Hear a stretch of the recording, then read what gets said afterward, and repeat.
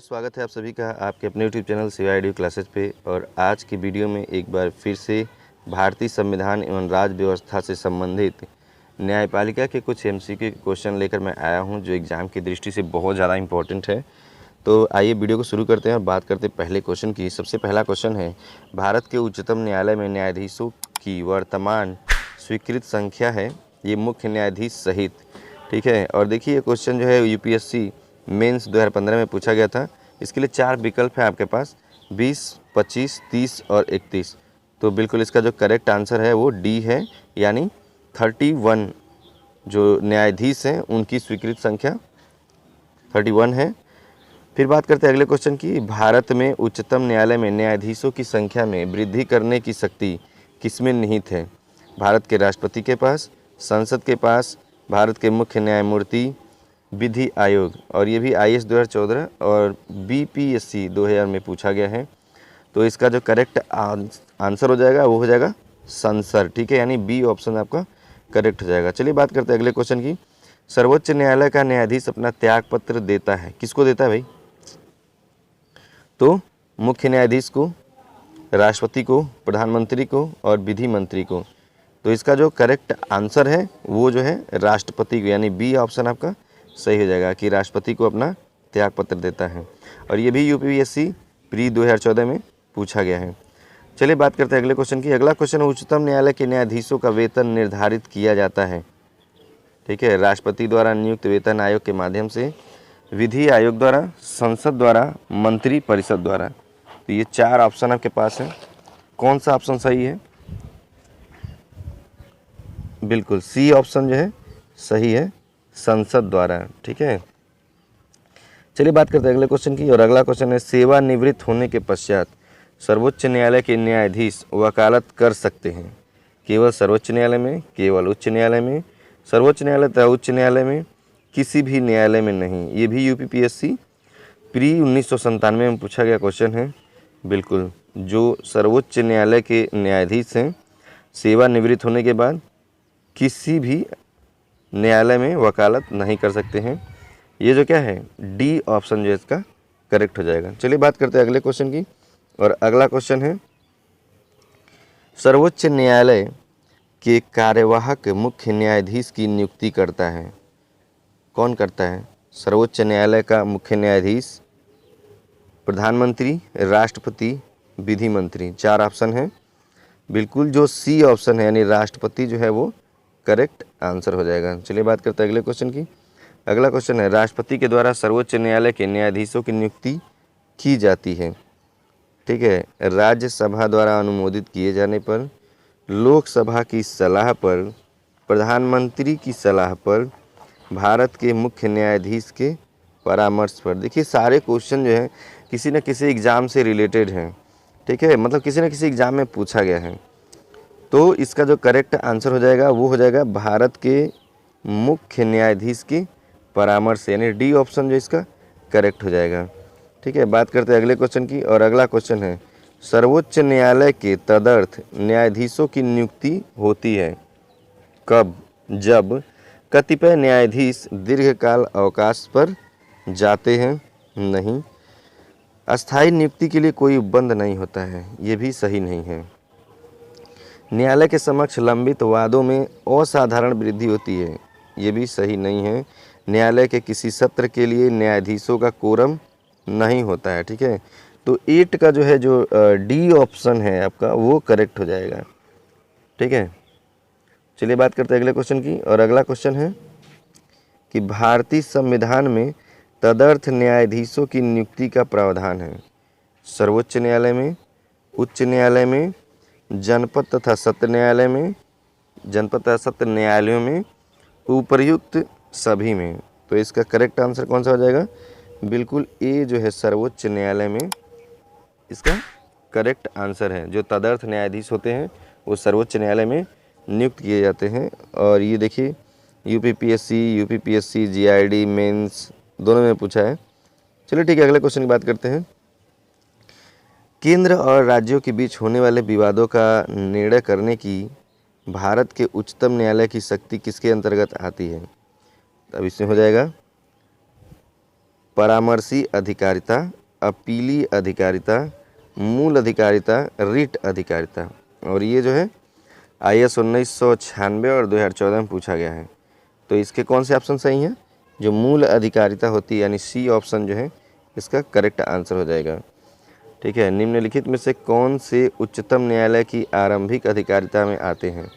अब देखिए, भारत सरकार तथा एक या अधिक राज्यों के बीच का विवाद, ठीक है, संसद के किसी भी सदन या राज्य विधानमंडल में हुए चुनाव पर विवाद, और भारत सरकार तथा किसी संघ राज्य क्षेत्र के बीच का विवाद, दो या दो अधिक राज्यों के बीच का विवाद। तो इसका जो पहला ऑप्शन है भारत सरकार तथा एक या अधिक राज्यों के बीच का विवाद, और जो चौथा ऑप्शन है, ठीक है, दो या अधिक राज्यों के बीच का विवाद, ये दोनों करेक्ट है। तो इस हिसाब से हम क्या कहेंगे, इसका सी ऑप्शन जो है करेक्ट हो जाएगा, यानी पहला और चौथा। चलिए बात करते हैं अगले क्वेश्चन की। अगला क्वेश्चन है, संविधान के निर्वचन के बारे में विधि के सारवान प्रश्न से संबंधित वाद पर विवाद करने के लिए उच्चतम न्यायालय के न्यायाधीशों की कम से कम कितनी होनी चाहिए, क्या संख्या? ठीक है, तो इसके लिए जो पहला दिया है 5, दूसरा है 7, 9, 13। तो इसका जो करेक्ट आंसर है वो जो है आपका 5 हो जाएगा। ठीक है, यानी ए ऑप्शन सही हो जाएगा। ठीक है ना, ए ऑप्शन करेक्ट हो जाएगा। फिर बात करते हैं अगले क्वेश्चन की। अगला क्वेश्चन है, भारतीय संविधान का कौन सा अनुच्छेद संवैधानिक विवाद में सर्वोच्च न्यायालय के अपीलीय क्षेत्राधिकार से संबंधित है? अनुच्छेद 131, 32, 134 ए को मिलाकर 132 को पढ़ना, और अनुच्छेद 134 ए को मिलाकर अनुच्छेद 133 को पढ़ना। और ये भी देखिए, UPSC प्री 2001, 2002 और मेंस 2004 में, यानी 3 बार ये क्वेश्चन पूछा गया है। ठीक है, तो इसका जो अनुच्छेद 134 ए को मिलाकर अनुच्छेद 32 को पढ़ना, यानी जो सी ऑप्शन है वो जो है इसका करेक्ट आंसर है। ठीक है, चलिए बात करते हैं अगले क्वेश्चन की। और अगला क्वेश्चन है, संविधान की व्याख्या से संबंधित सभी विवाद सर्वोच्च न्यायालय के पास लाए जा सकते हैं। प्रारंभिक क्षेत्राधिकार के अंतर्गत, अपीलीय क्षेत्राधिकार के अंतर्गत, परामर्शी क्षेत्राधिकार के अंतर्गत, उपयुक्त में से कोई नहीं। यूपी लोअर सब मेंस में 2013 में ये पूछा गया क्वेश्चन है। तो इसके जो 4 ऑप्शन हैं कि कौन सा करेक्ट होगा, बिल्कुल जो अपीलीय क्षेत्राधिकार के अंतर्गत जो है सर्वोच्च न्यायालय के पास लाए जा सकते हैं। ठीक है, संविधान की व्याख्या संबंधित सभी विवादों को। ठीक है, अगले क्वेश्चन बात करते हैं। अगला क्वेश्चन है, निम्नलिखित कथनों पर विचार कर बताइए कि इनमें से कौन सा एक सही है। सर्वोच्च न्यायालय केवल मूल क्षेत्राधिकार रखता है, सर्वोच्च न्यायालय। ठीक है, ऐसी बात नहीं है। सर्वोच्च न्यायालय के पास तो बहुत सारे अधिकार हैं, बहुत सारे तो न्याय से संबंधित कार्य हैं, लेकिन केवल मूल क्षेत्राधिकार थोड़ी ना रखता है। सर्वोच्च न्यायालय है वो, तो ये नहीं सही होगा। यह केवल मूल एवं अपीलीय क्षेत्राधिकार रखता है, बिल्कुल नहीं। यह केवल परामर्श संबंधित तथा अपीलीय क्षेत्राधिकार रखता है, नहीं। तो डी ऑप्शन लगता सही हो जाएगा, क्योंकि यह मूल, अपीलीय और परामर्श संबंधी क्षेत्राधिकार रखता है। हाँ, तो डी ऑप्शन इसका करेक्ट कर लेंगे। ठीक है, और ये भी UPSC मेंस 2010 और 2013 दोनों में पूछा गया है। तो यह मूल, अपीलीय और परामर्श संबंधी क्षेत्राधिकार रखता है। चलिए अगले क्वेश्चन की बात करते हैं। अगला क्वेश्चन है, संविधान का कौन सा अनुच्छेद उच्चतम न्यायालय को उसके द्वारा दिए गए निर्णय या आदेशों के पुनरावलोकन हेतु अधिकृत करता है? ठीक है, अनुच्छेद 137, 130, 139 और 138। कौन सा सही होगा? बिल्कुल अनुच्छेद 137। बात करते हैं अगले क्वेश्चन की। कोई भी संविधान संशोधन कानून भारतीय सर्वोच्च न्यायालय द्वारा असंवैधानिक घोषित किया जा सकता है यदि वह वर्तमान द्विस्तरीय संघीय व्यवस्था के स्थान पर 3 स्तरीय व्यवस्था स्थापित करे, ठीक है, या स्थापित करता है, विधि के समक्ष समानता के अधिकार को भाग 3 से हटाकर संविधान में अन्यत्र कहीं रखता है। ठीक है, तो मुझे लगता है बी वाला जो है करेक्ट आंसर है, आगे पढ़ने की ज़रूरत नहीं है, क्योंकि जो असंवैधानिक घोषित किया जा सकता है वो विधि के समक्ष समानता के अधिकार को भाग 3 से हटाकर संविधान में अन्यत्र कहीं रखता है। तो ये वाला जो बी वाला ऑप्शन है इसका यही करेक्ट हो जाएगा, आगे पढ़ने की जरूरत नहीं है। ये असंवैधानिक घोषित इसको किया जा सकता है भाई। ठीक है, चलिए अगले क्वेश्चन की बात करते हैं। अगला क्वेश्चन है, भारतीय संविधान में न्यायिक पुनरावलोकन का आधार है। वैधानिक प्रक्रिया, विधि द्वारा स्थापित प्रक्रिया, विधि का शासन, दृष्टांत और अभिसमय, और उपर्युक्त में से कोई नहीं। छत्तीसगढ़ PCS 2015 में पूछा गया प्रश्न है। जी बिल्कुल, इसका जो करेक्ट आंसर है वो सी है, यानी विधि का शासन। ठीक है, पुनरावलोकन का आधार है। अगला है, भारतीय संविधान का संरक्षक कौन है? राष्ट्रपति, संसद, मंत्रिपरिषद और सर्वोच्च न्यायालय। ठीक है, इसका कौन सा करेक्ट ऑप्शन होगा? बिल्कुल, जो सर्वोच्च न्यायालय है, यानी जो डी ऑप्शन है आपका, वही जो है करेक्ट हो जाएगा। न्यायालय ही तो सबकी रक्षा करता है, न्याय दिलाना ही उसका काम है। निम्नलिखित में से कौन भारत के संविधान का अभिरक्षक है? भारत का राष्ट्रपति, भारत का प्रधानमंत्री, लोकसभा सचिवालय, भारत का उच्चतम न्यायालय। कौन सा सही होगा इसमें? बिल्कुल, जो भारत का उच्चतम न्यायालय है वही, ठीक है, भारत के संविधान का अभिरक्षक माना जाता है। चलिए अगले क्वेश्चन की बात करते हैं, और अगला क्वेश्चन है, विधायी शक्तियों की सूची संघीय सूची में समाविष्ट किसी विषय के संबंध में भारत के उच्चतम न्यायालय के अधिकार क्षेत्र को बढ़ाने का अधिकार दिया गया है। भारत के राष्ट्रपति को, भारत के मुख्य न्यायाधीश को, संसद को, विधि, न्याय और कंपनी कार्य मंत्रालय को। ये भी IAS में पूछा गया क्वेश्चन है ये। बिल्कुल, जो संसद है उसको ये अधिकार प्राप्त है, यानी सी ऑप्शन आपका करेक्ट है।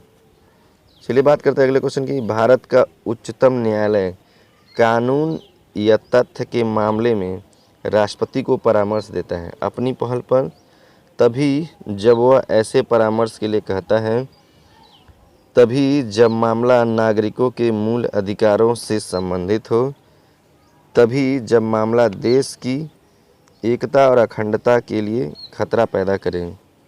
IAS 2001 में पूछा गया यह प्रश्न है,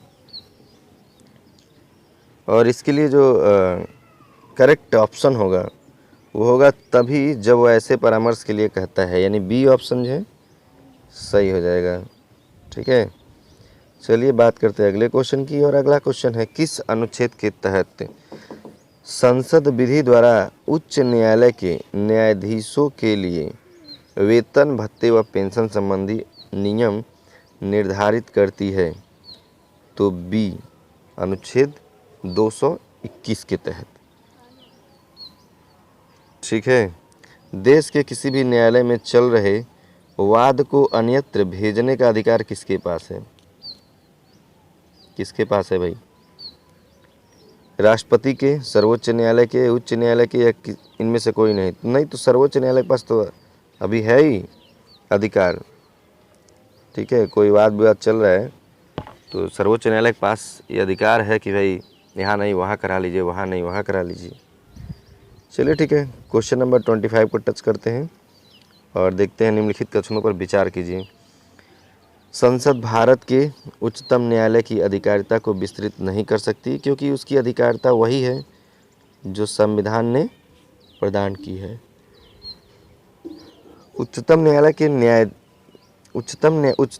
के या न्यायालय और उच्च न्यायालयों के अधिकारी और सेवक संबद्ध मुख्य न्यायमूर्ति द्वारा नियुक्त किए जा सकते हैं, और न्यायालयों का प्रशासनिक व्यय भारत की संचित निधि पर भारित होता है।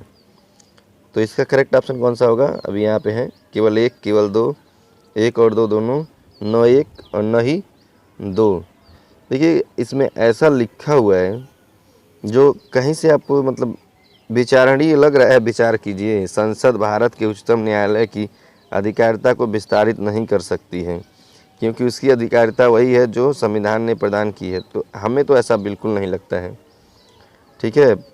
लेकिन ये IAS 2005 में पूछा गया है, तो इसका न तो एक सही है और न ही दो सही है, यानी डी ऑप्शन जो है करेक्ट हो जाएगा। संसद के पास इतनी पावर तो है ही कि वह किसी का मतलब जो अधिकारिता है उसको घटा बढ़ा सकता है। भारत में संविधान की मूल संरचना यानी जो बुनियादी ढांचा है उसका सिद्धांत का स्रोत क्या है, ठीक है। भारत में संविधान की मूल संरचना के सिद्धांत का स्रोत क्या है, तो ये तो बेहतर चीज़ है। संविधान एक तो ऑप्शन में यही आ गया।